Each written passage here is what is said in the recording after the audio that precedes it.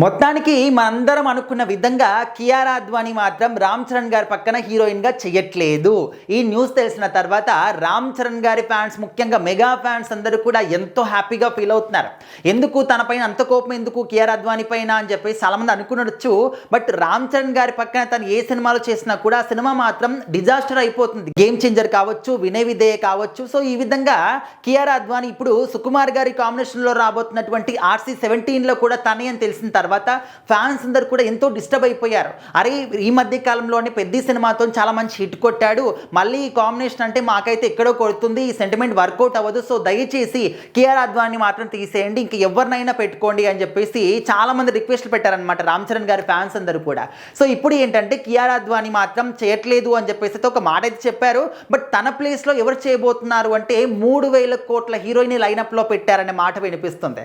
మరి సుకుమార్ గారి ప్లానింగ్ అంటే మామూలుగా ఉండదు అన్నమాట. ఆయన చేసినటువంటి సినిమా పైన ఒక నెక్స్ట్ లెవెల్ ఇంట్రెస్ట్ అనేది మనకు ఉంటుంది. ఆల్రెడీ పుష్ప సిరీస్తోని ప్రపంచవ్యాప్తంగా ఆయన తెలిసిపోయాడు కాబట్టి ఇప్పుడు రామ్ చరణ్ గారితో మరొక క్రేజీ కాంబినేషన్ రాబోతుంది. కాబట్టి వీళ్ళిద్దరి కాంబినేషన్లో కూడా గతంలో రంగస్థలం వచ్చింది.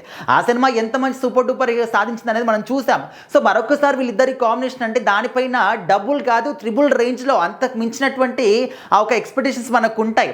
సో మరి ఇప్పుడు ఏంటంటే ఆ హీరోయిన్ ఎవరు, రామ్ చరణ్ గారి పక్కన RC-17లో చేయబోతున్నటువంటి హీరోయిన్ ఎవరు, అండ్ సుకుమార్ గారు ఎవరిని సెలెక్ట్ చేసుకున్నారు అంటే దురంధర్ సినిమాలో సారా అర్జున్. సో మరి తను ప్రపంచవ్యాప్తంగా ఎంత మంచి క్రేజ్ సంపాదించుకుంది దురంధర్ సినిమాతోని. సో మరి తను మాత్రం ఈ సినిమాలో చేయబోతుంది. తనని లైనప్లో పెట్టారు, తనతో ఆల్రెడీ మాట్లాడారు, ఇంకా తను ఓకే చేయడం మాత్రమే మిగిలింది అని చెప్పేసి చెప్తున్నారు అనమాట.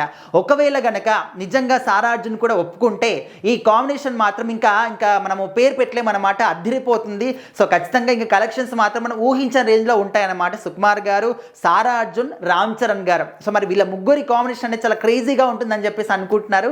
సో మరి ఒకవేళ ఇప్పటివరకు అయితే ఒప్పుకున్నట్టయితే కొన్ని వార్తలు అయితే మనకు వినిపించలేదు, ఎక్కడ కూడా కనిపించలేదు. బట్ ఒకవేళ కనుక తను ఒప్పుకుంటే సారా అర్జున్, రామ్ చరణ్ గారి జంట చూడడానికి ఏ విధంగా ఉంటుంది ఖచ్చితంగా కామెంట్ చేయండి.